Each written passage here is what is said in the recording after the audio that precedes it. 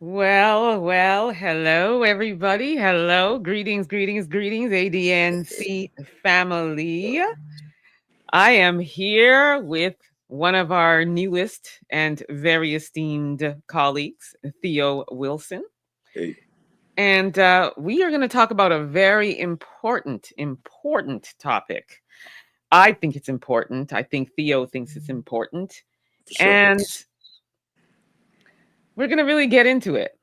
But before we do so, and while we're waiting for people to join, I just wanted to ask you, Theo, tell us a little bit about yourself. You are our newest Right. addition to the ADNC fam, and we're happy to have you on board. But it's not like you're not doing your own thing. I follow Listen, you. I see that you're out there doing it. So just tell us a little bit about yourself. I'm an activist in terms of my background. When I was 22 years old, I was handcuffed and beaten by Denver police, and it altered the course of my life in a way that made me really deeply care more about being an activist than what I cared about at the time was being an actor. Um, I had been a model before. I had been on camera, on stage, and that life seemed mad shallow after that. It seemed like there wasn't anything that I could really dedicate myself to more impactfully than like the improvement in my people's condition and situation. Shortly thereafter, I fell into slam poetry. Ended up just winning a bunch of competitions, and I realized that slam poetry was a great way for me to combine my passion for performance and my passion for my people, and really create a way to articulate an issue that was emotionally impactful, where I could tell the whole truth, nothing but the truth, so help you God. You know what I mean? And poetry led me to public speaking, led me to the TED stage, and opened a lot of doors for me. Then through that route, I got on television. I got a show on the History Channel called I Was There, and got a couple documentaries with A&E, as well as my own channel.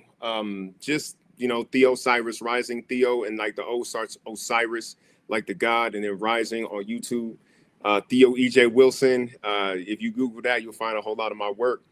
But fundamentally, improving the condition of my folks is paramount, no matter where my artistic bend goes, no matter where my journalistic integrity leads me. It leads me back to improving my folks' lives. And that's why I feel like I'm a good fit with the African Diaspora News Channel. And we feel like you are as well. Thanks. I literally, I gasped when you told me that you were handcuffed and beaten by police. I did not Yes. know that. And so, what was the reason for it? Was it one of those typical black man happened to be in a space somewhere and they just decided he's the one today? Listen, essentially, I was at a nightclub that was kind of sketchy in the first place, you know what I'm saying? But I was a young man. Had just gone through a breakup with my college girl. So I was out in the club turning up, you know what I'm saying, with my homeboy and his girl. And just a fight broke out in the club. And we were forced out of different exits because of the chaos. And before I knew it, and they always did this to the black clubs, the police began to pepper spray. And in the melee, I'm looking for my partner, but I'm standing still. You know what I'm saying? And this cop walks up to me talking about get the hell home. And I'm feeling myself. I'm 22 years old. You know what I'm saying? You gonna tell me nothing? So I was like, bro, I'm looking for my partner, and then once you back up off me real quick. And then it escalated. But how he chose me was I was standing still and the other people were not. And that's just literally the luck of the draw. And I resisted arrest worse than other brothers that I've seen get killed resist arrest. So I was dealing with a lot of survivor's guilt. I didn't realize I had post-traumatic stress disorder. And so, being where I'm from, I just talked about it with my partners and them, and we were young men at the time. And at the time I engaged in certain, paraphernalia, trying to ease the pain. I'm in Colorado, so we have that cataract medication, you know what I mean? So I left that alone in time, and I found healthy ways to be my own medicine. And I found that as I healed myself through writing, through poetry, through activism, I was healing other people too. So that's where this desire to help my folks truly, that was there before. I went to HBCU, Florida A&M University, FAMU, stand up, but it really bit into me that day. And I've dedicated my life towards the improvement of my folks through any means necessary since then. I love it. I love it. Thank Whatever you. led you here, we're happy that you're doing it. I Now, appreciate you. Yeah. we're going to get into the topic, For love, sure. l'amour, Hey, let's and go. love across the diaspora. Mhm. So, I'll start with myself. I'm Ghanaian. I am a proud Ghanaian. For But sure. but thank you. Yes, but my hubby is Jamaican, Mhm. and you are Black American, Mhm. but your wife is Ghanaian. She is So from Ghana. Yeah. yeah, so I thought this would be a great topic to have this discussion, being that we're both, it's the flip side. I'm Ghanaian with a Jamaican. Mhm. You are American with a Ghanaian, and just talk Mhm. about, first of all, with you, how did you find her, meet her? Right. How did it come to be? Listen, my wife and I's paths first crossed at a concert in Aurora, Colorado. It was a Davido concert. Y'all know Davido. Davido, of course. Yeah. So this was before he was super big, and he stood us up. But I was part of the planning committee, so I'm on stage trying to calm people down because these girls was like, "Where's Davido at?" You know what I mean? So, and my wife was one of them girls that was in the crowd, disappointed that Davido didn't show up. But we didn't necessarily meet that day. A few years later, the algorithm threw me her profile, and I was like, "Oh, she fine, fine. Like she bad, bad. She can't be from here. Is this girl from here?" So I clicked on that post on her photo, and I was like, "Yo, she's actually around here." And there's a lot of brothers shooting they shot, and I was like, "I got to be clever with it, but I'm gonna see if I can shoot mine." And she responded to me, and 10 days later, we on a date, and that's when we realized that we had crossed paths at that Davido concert a couple years earlier. And I knew 20 minutes in, this is a wife. She just don't have a husband yet. And if I'm so lucky, I'm gonna be this lady husband. So she is from Ghana. She came here when she was 10 years old. And she was raised among Black Americans. So actually, her vibe is very much. I'm sorry, I got airplanes flying over here because I live near this Air Force base. But her vibe is very Black American when you first meet her. I wouldn't have known that she was from Ghana. All I knew was it was a beautiful Black woman. That's all I knew, and I wanted her in my life. And the way that the chips fall, she's still in my life, and it's beautiful, man. So that's how we ended up meeting. I didn't even know she was from Ghana. And how long have you guys been together? We've been together for 7 years now. Wow, that's Yes. great. Uh-huh. So I'm just How about gonna you, Miss Emma? Hold on. So say, you are so you are yes, I am. Ghanaian Canadian, right? Well, And I just so happen to be a Ghanaian who lives in Canada. That's the you way I okay. frame it. Right. It's just the geography. Uh-huh. And yeah, so for me, I was, grew up in Ghana. Mm-hmm. Grew up in Canada, raised Ghanaian culture, Mm. language, food, Let's go. Let's go. everything. Like Uh-huh. my parents always said to me, "You are a Ghanaian who lives in Canada." That's just it. Mm. It's just geography. All And right. they made sure that we knew our culture, and not just because we live here, it was very important that we spoke the language, ate the food, all of that, and knew the Let's go. history, everything. Mm-hmm. And then on top of that, we went back home all the time. Mm-hmm. So it wasn't like we just never visited Ghana and didn't know anything, there's a very close-knit Ghanaian community here. So we were always tapped into Ghana, no matter what. But once I got older and, I was a club girl too. I was out in the clubs, Hey, turning up. dancing and stuff. Right. I didn't really see a lot of Ghanaian men out. I would see Mm-hmm. mostly Caribbean, Jamaican, Trinidadian, Bajan, you have it. So It's like that in Canada for sure. Yeah. right. And Yes. you know, my hubby is singer, songwriter, music educator, uh, voice coach, keynote speaker, all of the things, but they're all connected to music. And Mm-hmm. I was like, I don't want nothing to do with anybody in the music industry. That's like it was on my kill list. Like I was like, Ooh, yes. never. Musicians, athletes, Right. actor, like I was like, I had a list, okay? Mm-hmm. And I was like, no, no, no. So anyway, I happened to meet him and he was different from what I kind of had in my mind. So what Nice. very quickly learned is it's not necessarily what you do, it's who you are, Mm-hmm. right? So that's how he got the girl. It wasn't the whole music stuff. Right. Um, yeah, so we're going like 8 years. Nice. So yeah, I'm yeah. sure the fact that he could sing didn't hurt nothing. I'm sure the fact that because I've actually heard him the man velvety. The dude got the velvety voice. I'm sure that didn't hurt you at all. Just the It fact did that's a not little bit hurt bonus. nobody. It did Right. not hurt at all, Sure. okay? It didn't hurt at all. But what I wanna talk about, though, is this ongoing beef, because it does Yes. also exist with Jamaicans versus African, Hmm. but the Americans versus Africans, I see Yeah. a lot of that going on, and I really am trying to understand why, and I say this because I was also told a lot of things about America before I crossed that border for the first Mm. time.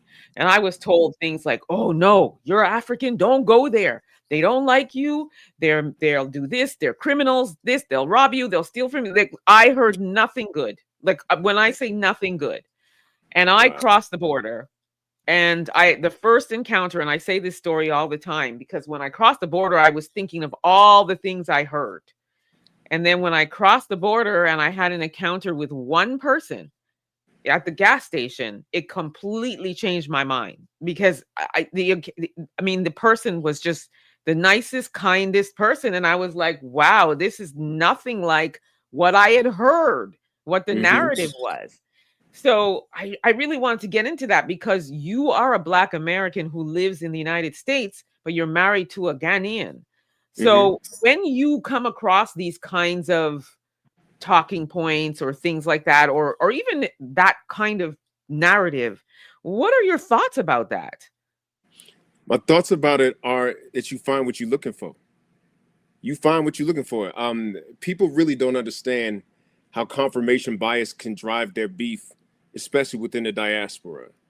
So if you're looking for the worst in Africans, you're gonna find it. Like it's there. There's no possible way that it would not be there. In fact, um, my father-in-law is the one who brought my wife's family over from Ghana, right? He lived in New York at first and then he moved out here to Colorado. And flat out, um, what stopped him from being anti-Black American, a lot of it was the way that Black Americans embraced him as a brother. So look at the mechanics of this. If you bring brotherhood, you will receive brotherhood. If you bring beef, generally you receive beef, right? That's not true all the time. But I find that when I approach my African or Caribbean brethren, I do it in the spirit of I'm going to leave it up to you to create the beef, but I'm going to bring brotherhood because I realized that too many times when it comes to the diaspora, especially within Black Americans, we real Malcolm X with each other and real Martin Luther King with the so-called enemy. And we need to flip that dynamic more often than not. Be one, Black first, covers Africans and Caribbeans in my paradigm. And so I feel like the most important thing to be unified within our race is actually to treat folks within us as human beings first. Be one actually, the double entendre of it is to be one.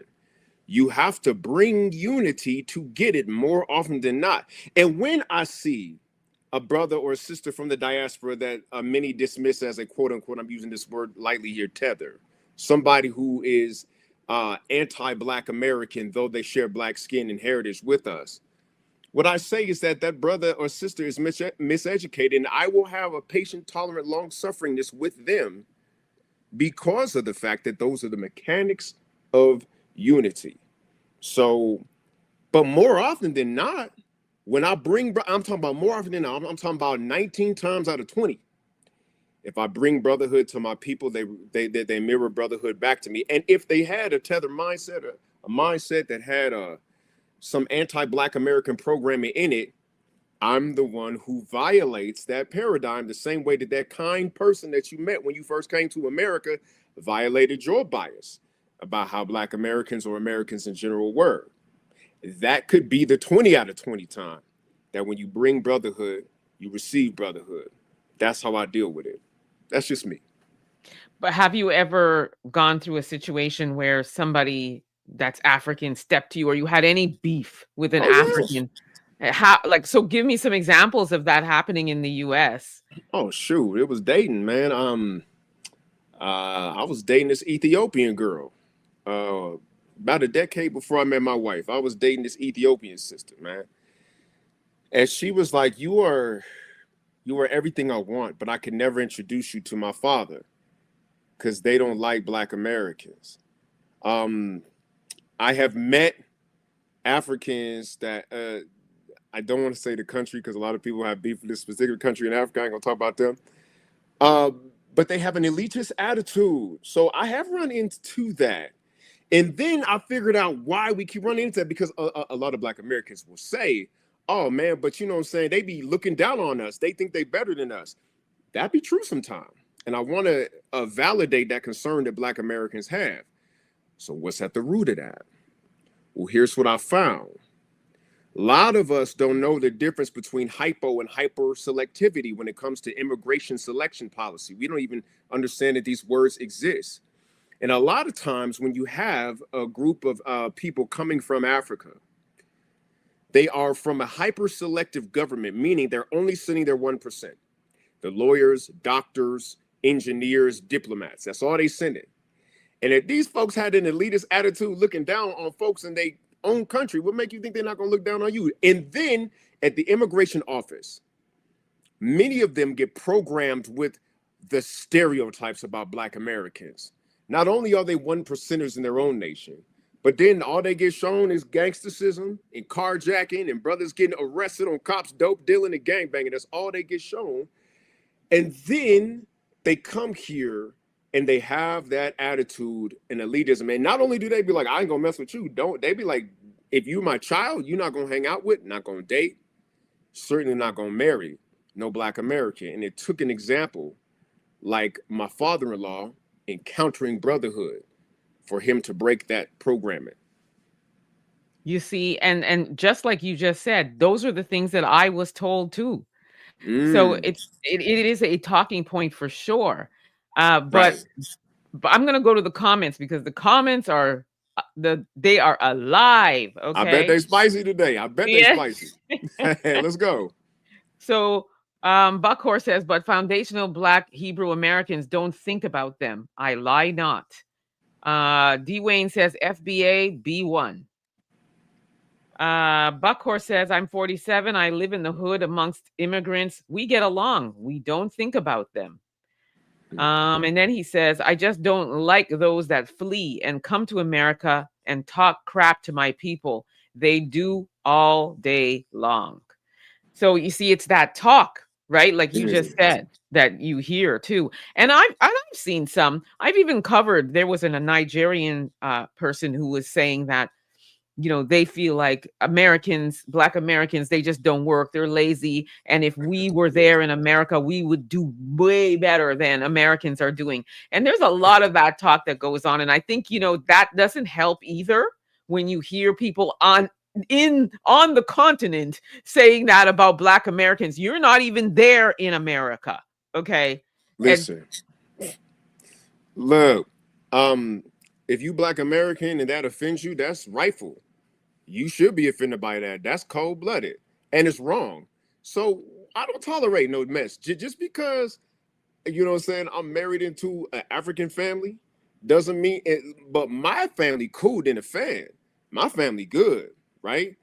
But I'm also connected politically to people from the African diaspora, and I don't ever tolerate none of that. I'll be like, I'm the first one to tell you, had it not been for the Little Rock Nine, you wouldn't be able to enjoy that nice, cushy engineering program that you end up in CSU.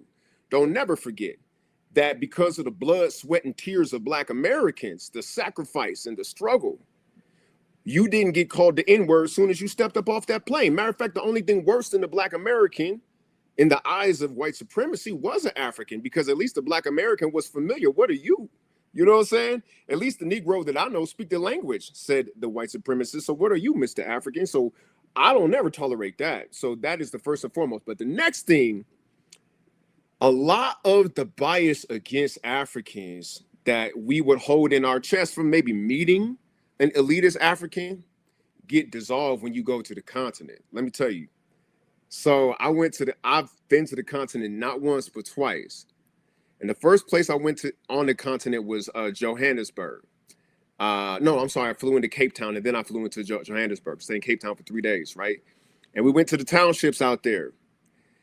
Man, Black Americans get love on the continent, bro, because you got to understand something.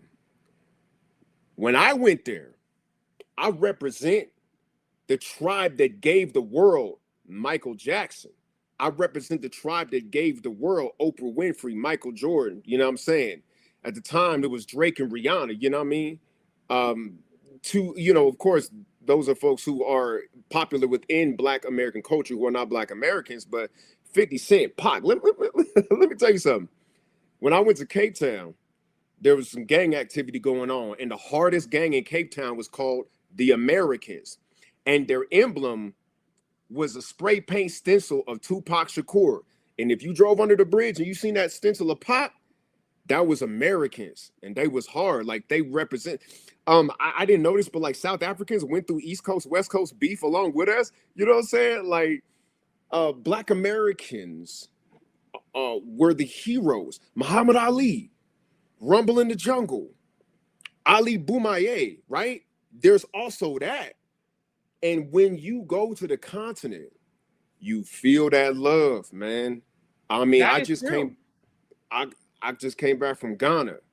You representing the tribe, like Black Americans are also the most influential of all the tribes of the Black diaspora because of the hard and soft power of the American empire. And that, if you ain't gonna get that unless you travel. So if you got a bias against Africans, I would say, get you on a plane, bro. You know what I'm saying? I Go say ahead this and all travel. the time. I say go at least once, and Right. you'll see. Because and then oftentimes it's met with, "No, I'm good. We're good. We're good. We don't. No, we're good. FBA B1. Nope, not interested. Not interested. We're good." And I hear that a lot from Black Americans. There are, and I'm not saying all, because there are some who are just would love to go, but there are a group that will be like, "I'm not interested in those people. I'm not going. I'm good right here. Why do I need to go there?" And all that kinds of stuff. We hear it all the time. And that is your choice. I'm just saying, like, any race of people, there's always going to be some prejudice, right? I just wish, and I always say this, I just wish that we as Black people in general, if we're going to say B1, that's what we have to think in our mind. B1 means B1. So whether you and me, Theo, are walking down the street, what do you think they're going to see? A Black woman and a Black man. They're not going to see there's an American man and there's a Ghanaian woman. They're not. And let me just drive home that point to you. The first time I heard about white supremacist violence from hate groups against a Black body when I was just a very, very, very young kid, it was because a white supremacist who was released from prison had murdered a Black man at the bus stop just off the strength of him being Black. But that Black man was from Senegal. His name was Omar Jah. He didn't care what side of the Atlantic he was from. Oh, hold up. And then I count the beginning of Black Lives Matter, the modern movement, not at the killing with Trayvon Martin. I don't count that one as the true beginning, even though that's when the hashtag was created.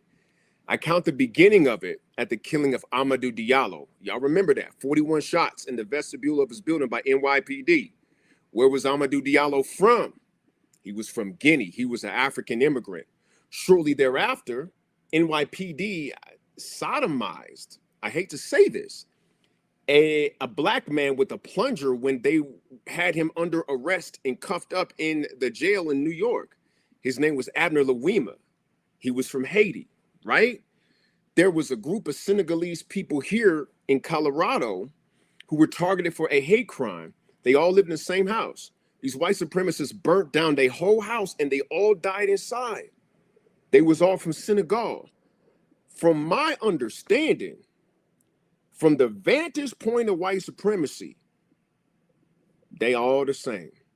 And you may not agree with Pan-Africanism, but globally, we are subject to global white supremacy, which could be called Pan-Europeanism. That's a Pan-European effort right there.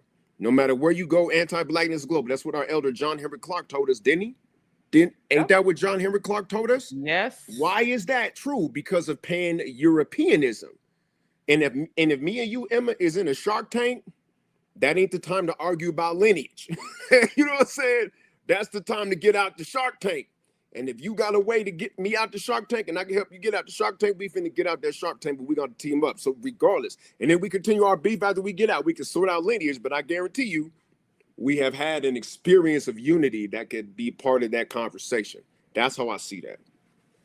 So I'm just going to pivot a little bit. I'm going to say you as a Black American, again, married to a Ghanaian, have you ever been, because I see your content and I know you do a lot, you rock it for Africans and Africa. I see quite a bit of your content where you're like, you're writing for us. Have you ever been accused of being a sellout or anything like that because of the fact that you have a lot of love and you share and show a lot of love for Africa as a Black American? Not really. There's only the right. It's really only the extremists from the camp who really haven't been well read or informed who would call me that for that purpose, right? Because one thing I'll never do, what a real coon is somebody who tap dances on his lineage for the approval of white supremacists. That's what we don't do here, and we don't tolerate that here, right? But my B1 is like, you know what sister said, I'm rooting for everybody Black, period. You know what I mean? And that's because white supremacists is rooting against everybody Black, period. And it's that simple to me. So I take into account the fact that if somebody called me that for that reason, you say call me a sellout for tap dancing for white supremacy all day. I earn that, but those people are few and far between. Mostly, people know that my content, I still ride hard for Black Americans all day. As a police brutality survivor, I stand on business for us in that way. So I don't really encounter that often. To be honest with you, that's good to know. That's good to know, because I know, and I've seen, like, some people on TikTok, some Black Americans on TikTok who get like annihilated when they are like, even when they just speak about unifying, it's like you're not kinfolk, basically. So I'm glad to know that you're not. I know on my end too, sometimes people say to me, well, why aren't you ever with a Ghanaian man? Why aren't you with a Ghanaian man? Why are you with a Jamaican? Because there's a bit of a beef there as well. And my answer is, as long as I'm not with the folks, that's all that matters to me, because I go with where my heart is. And I know what I've gone through as somebody living in Canada, and the brutal anti-Black racism that I've gone through in this here country. So for me, as far as you fit and you have those criteria that I look for and those core fundamentals, you can be Jamaican, Trinidadian, Haitian, whatever. I don't care. So for me, that's where we landed. Just like that's where you landed. You saw her across the crowded room. She was bad. You didn't even know she was Ghanaian. And at the end of the day, it didn't matter, right? Right. And let me just say this. The mechanics of unity are a lot like the mechanics of a functional relationship. There has to be the ability to put your impulsive reactionism aside and hear the other person from their perspective. That's true with building unity. That's true with building love. One thing that I truly love about my wife, I truly love this about her, is that she listens. Uh, my wife was is fine enough to be an Instagram model, and she don't choose it. She chooses to be somebody who is a caretaker. She was getting her master's of social work when we first started dating. She has that now. And, you know, she is somebody who leads heart first. And that is the mechanics of unity and love. So I think that when you talk about what makes relationships work, whether it's across cultures or across the diaspora or across the table, it is all about meeting the person assuming best intentions. I assume best intentions, and I am courageous enough to do so. I don't lose anything, you know, by being guarded enough to know that we're all human, but being divine enough to know that love is the highest vibration, and I'm going to choose to lead with that. And I'm telling you, people just don't know how much the energy they bring to an interaction influences the outcome of said interaction. And that's how I choose to do it with my people and with my wife specifically. So I know you're only giving me 40 minutes of your time. So I I know. definitely want to get to the comments because once again, the comments are alive. I bet they Um, are. oh yeah, so I'm just gonna read some comments. Tasha says, I'm Haitian and growing the Black American would talk down on us. Some was Mm, nice. So, mm. I'm sorry that you uh went through that, sis. yeah, and especially again, we're all black, but you know, Right. at the end of the day, it's our community that does that. Like people have said to me, you're not black, you're African. And this is Yes. Americans that have said this to me. And I've had this growing debate that's been ongoing. I mean, like, what do you mean? I'm not black. I am black. And but you're African. She probably blacker than you. You know what I'm talking And about? I'm thinking in my head, okay, but what color is Right. my skin? What color is your skin? And will we be perceived if we're in the street? But that's a whole other That is a whole different conversation when we conversation. have more time. I just want to get to some of these comments. The global scope with Kay says, now Houston is a different aspect. But even then, when I mentioned I was born and raised in DC, African men loved it and fell in love. The parents loved it and realized my mindset was way different. See, it's about giving you the opportunity before you immediately convict, right? Hmm. Buckhorse says, I respect this bro. God, he keeps it real. That's right. He sure does.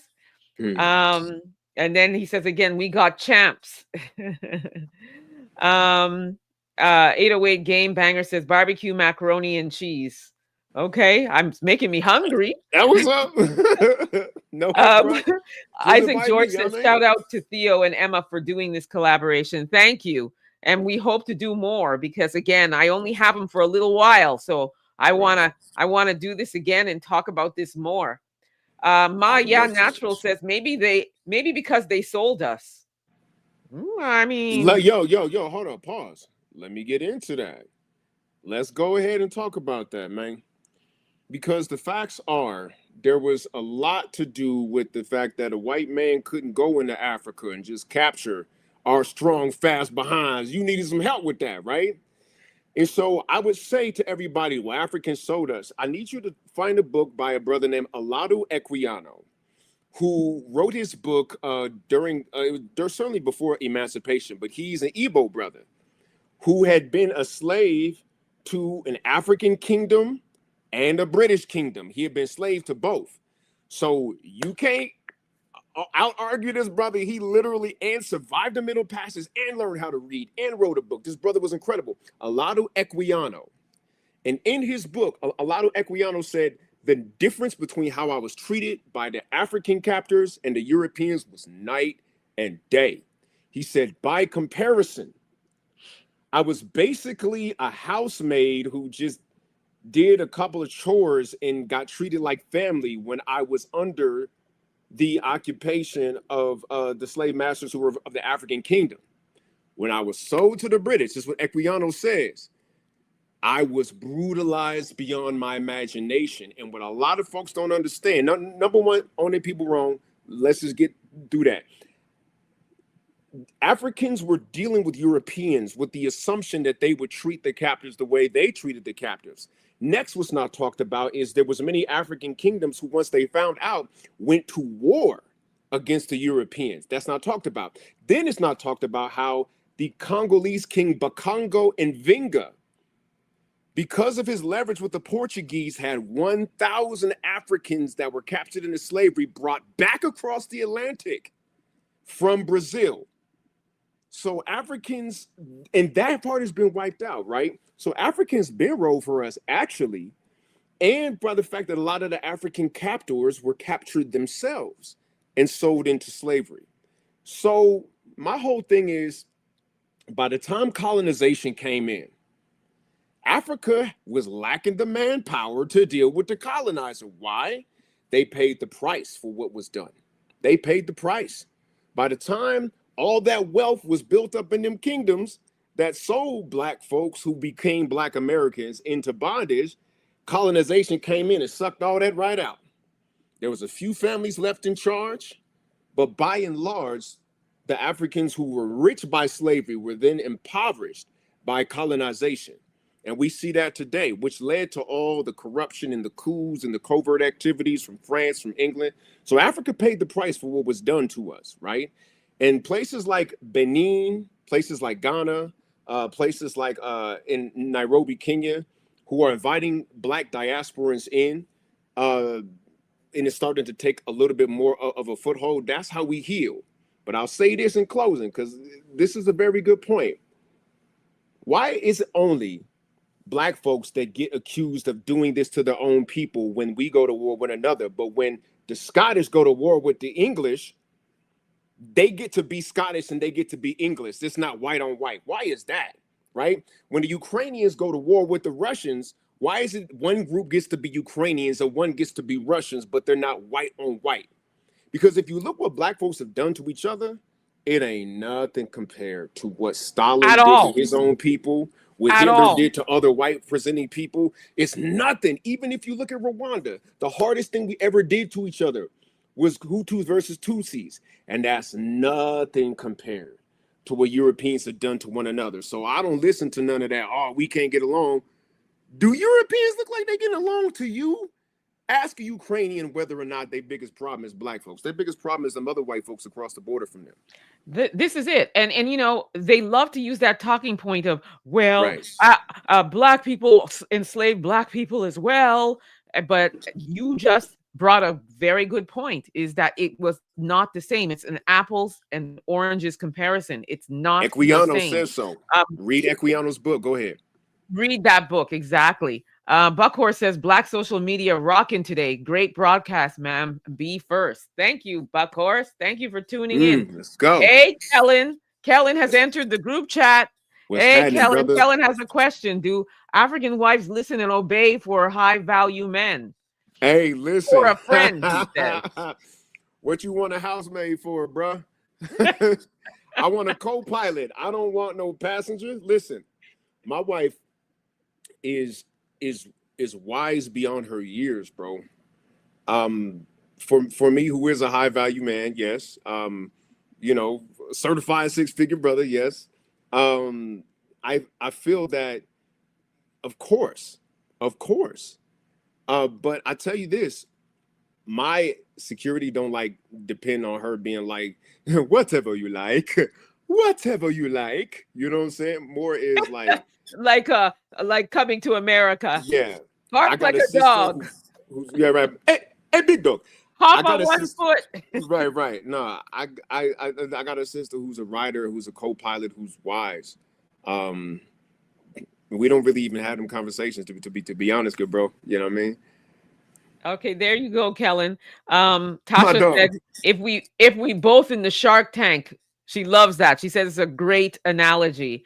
Kellen's back again. My friend is 50 years old and never had a wife or a long-term girlfriend or kids. Can he have 2 or more wives? He's trolling. Kellen, what you doing, man? Let's talk about that. Look it. Poly is for those who it's about. Grown folks' business, as long as it's consensual. Ain't got no argument here. You live your life. You live your life. You know what I mean?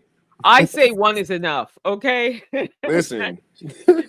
Buckhorse says that's a great question. And Kellen says he's asking every stupid question he hears, because these are the questions that, and they are valid questions. Oh, yeah. Them ain't even Kellen's questions. Kellen just reading us what y'all saying. Okay. Exactly. Right. Uncle Kel says this is a really good live stream. Thank you. And again, Theo is going to be leaving us soon, but I gotta get off really right now because I gotta go pick up my daughter. I really wanted to get him on here, and I'm just gonna read a couple more. FBA says, don't complain about black men, whether they're FBA or not. If they're with a black woman, whether she's FBA, that's the whole thing. There's so many comments, but I know you have to go. But I just want to thank everybody for tuning in. And when Theo has more time, we're going to come back and continue this conversation, because this is the kind of conversation that, there's no shortage of having this conversation. Okay. So, and what I would say in closing is I encourage everybody who has not been to Africa, go to Ghana, go to the slave dungeons, spend some time in the slave dungeons. I promise you'll change your mind. You will change your mind. Everybody must do that. I did it this year. Start with, and that's just a fraction, but it's a great start. Theo, thank you so much for giving us 41 minutes of your time. Thank you, Miss Emma. I appreciate you so much. Go.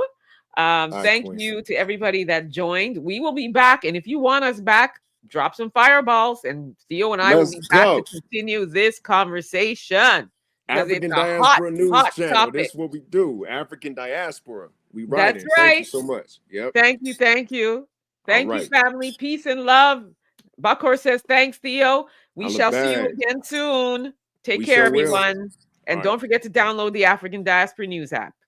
For sure. Go to your Google or Apple store, download it, and you'll have more like this and more. So see everybody soon. Peace, peace, peace, peace.